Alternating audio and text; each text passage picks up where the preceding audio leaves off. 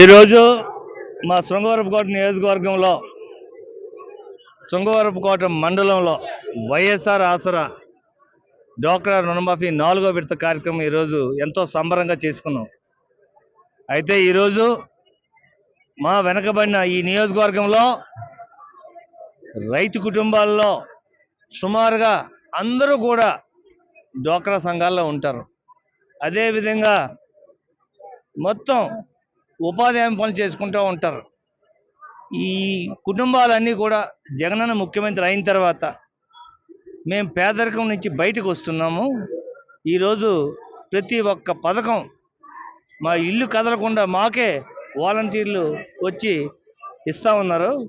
ఇంత మంచి ప్రభుత్వాన్ని మళ్ళీ మళ్ళీ గెలిపించుకుంటామని, ముఖ్యంగా ఏ విధంగా అయితే జగనన్న హామీ ఇచ్చారో ఈ నవరత్నాలు అన్నీ కూడా ప్రతి ఒక్కటి మాట తప్పకుండా ఇవ్వటం అనేది గొప్ప విషయం. అయితే మా వెనకబడిన ప్రాంతంలో పేదలు పిల్లలు చదివించుకోవడానికి సరైన డబ్బు లేక, వైద్యం చేయించుకోవడానికి డబ్బు లేని పరిస్థితి ఉన్న మా నియోజకవర్గంలో ఈరోజు నాడు నేడు ద్వారా స్కూల్స్ అన్నీ ఎంతో అద్భుతంగా అభివృద్ధి చెంది ఉన్నాయి. అదేవిధంగా గవర్నమెంట్ హాస్పిటల్ కూడా ప్రైవేట్ హాస్పిటల్ కంటే మెరుగైన వైద్యం ఇస్తూ ఉన్నాయి. అది కరోనా టైంలో మేమందరం చూసాం.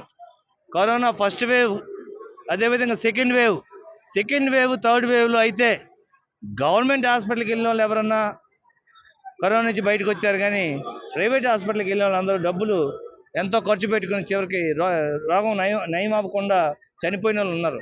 ఈరోజు గవర్నమెంట్ హాస్పిటల్ ఇంత బాగా అభివృద్ధి చేయటం అనేది ఈ వెనకబడిన ప్రాంతం వారికి ప్రభుత్వ వైద్యం, ప్రభుత్వ విద్య అందిస్తూ ఈ పథకాలన్నీ అందిస్తున్న జగనన్నని మళ్ళీ గెలిపించుకుంటే మా కుటుంబాలే కాదు, మా పిల్లలు, మా మనవల భవిష్యత్తు కూడా బాగుంటాయని ఎస్కోట్ ప్రజలందరూ కూడా ఈరోజు చెప్తా ఉన్నారు. మళ్ళీ జగనన్నను గెలిపించడానికి సిద్ధం అని కూడా అందరూ చెప్తా ఉన్నారు.